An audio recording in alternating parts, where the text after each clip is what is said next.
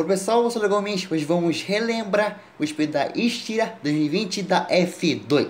Uma etapa, ou melhor, uma corrida meio doida, pois lá tivemos a chuva e ela causou um atraso de quase uma hora. E quando tivemos os carros na pista, o Tsunoda contrariou a equipe. No final ele tinha a vitória nas mãos, mas a equipe jogou ela fora. Mas é isso, vou logo para o vídeo.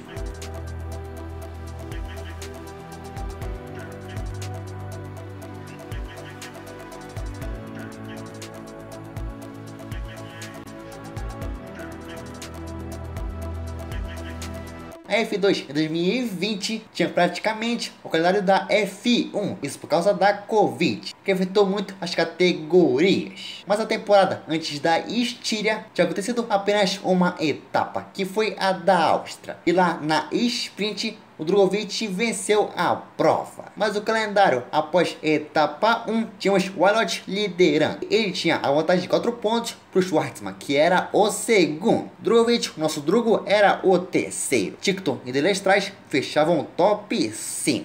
Antes de ir para nossa etapa, tem uma coisa bem importante. É que o fim de semana naquele ano era diferente, pois na sexta tínhamos o treino livre e já o quali. Mas já no sábado já tínhamos a First Race, a corrida mais longa. E só no domingo que teremos a corrida mais curta. E lembrando que daremos prioridade para a corrida First. Mas após tudo isso, eu jogo para a etapa da Styria. No primeiro e único treino, o Tsunoda, o Tsunami, foi o mais rápido. Ele fez o tempo de um 15.6. Mas nesse treino, logo no início, o Mick Schumacher perdeu o carro e estampou um muro. E por isso nem treinou direito e terminou em último. Mas é isso, não tem mais treino. Então já vamos para o quali. Estávamos na tarde austríaca, até que tivemos a luz verde e o quali de meia hora começava. E só quando faltavam 24 minutos que as voltas eram marcadas. O Tsunoda fazia um 15.1. O Drugo era o segundo. Daruvala era melhor que o Felipe. Depois o Giovinazzi com o melhor setor 1 e 2. E por isso quando cruzava a linha ele assumia a ponta, com vantagem de 2 décimos. Quando faltavam 21 minutos, o Tsunoda fazia outra volta. E dessa vez ele assumia a ponta, com o tempo de 14.8.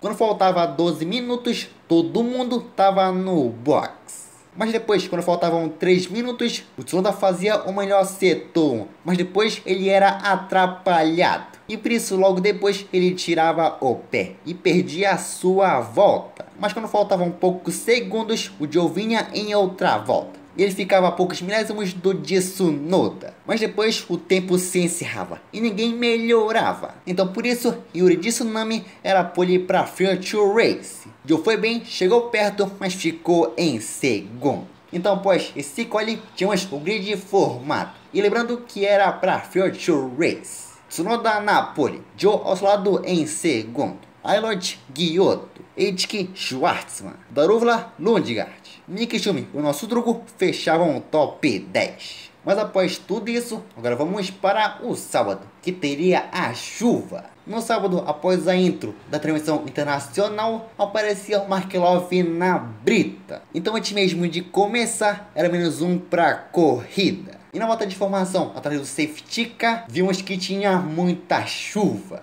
E pelas nuvens poderiam vir mais. E depois aparecia o Schwartzman reclamando da aquaplanagem. E depois ele mesmo perdia a potência e perdia várias posições. E após a segunda volta de formação, vinha a informação que teríamos várias voltas de formação. E depois de novo vinha o Schwartzman, mas agora ele reclamava. E logo depois vimos a onboard do safety car. E após a quarta volta com o safety car, lá atrás era a maior bagunça. E para piorar, ainda tivemos a bandeira vermelha. E a corrida que nem começou estava suspensa. E por isso, logicamente, todo mundo ia pro box. E depois de 15 minutos, o carro médico ia para a pista. E lá ele via as condições da pista. Mas depois ele voltava pro box. Mas depois de 25 minutos, ele voltava para a pista. E ela estava melhor. E depois vinha a informação que teríamos a corrida recomeçando atrás do safety car.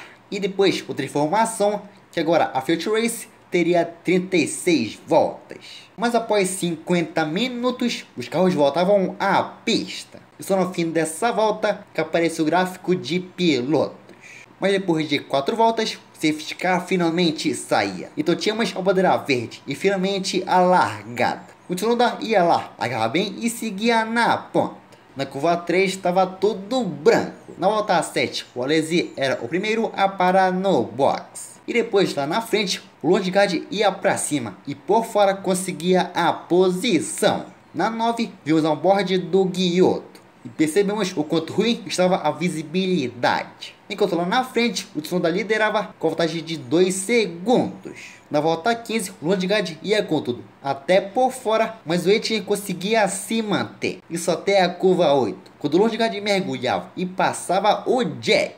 E depois o próprio parava no box. Na 19, Schumi e Drugo entravam no box. E quando o Felipe parou, vimos os freios pegando fogo. Enquanto lá na frente, o Yuki seguia liderando. Já na volta 22, Joe e Schwartzman faziam suas paradas. Na volta seguinte, o segundo colocado, Wylot, parava no box.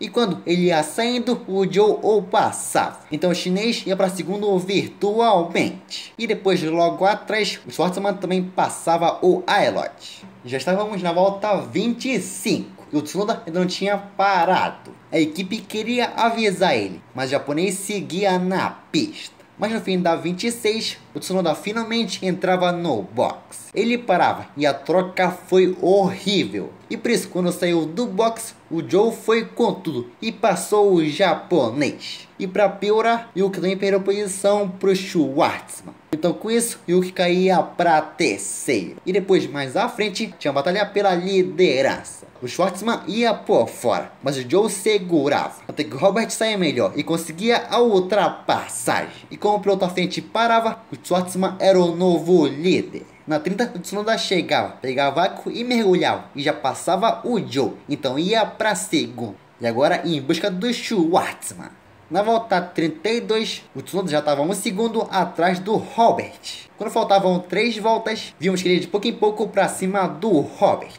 Mas depois o Schwartzman já abriu a volta final na Áustria. O russo israelense teve uma briga, mas foi consistente, se mantendo lá na frente. Enquanto mais atrás, o Joe brigava com o Schumi. O Mico mergulhava e quase passava. Mas lá na frente, aproveitando os erros, Robert Schwartzman vence na Estíria. Tsunoda tentou, mas ficou em segundo. E mais atrás, o Joe segurou e terminou em terceiro. E depois, já no parque fechado, o Schwartzman comemorava sozinho, mas depois ia com os mecânicos. E como não podia abraçar, eles faziam o famoso soquinho. E depois, nas entrevistas, vimos o quanto o Tsunoda é baixo em comparação ao Schwartzman, ele que não é muito alto. E agora falaremos um pouco da sprint de domingo. E falaremos apenas do que aparecer nos highlights. No domingo, com o sol, as luzes se apagavam. A corrida começava. O Tickton largou bem e seguiu na ponta.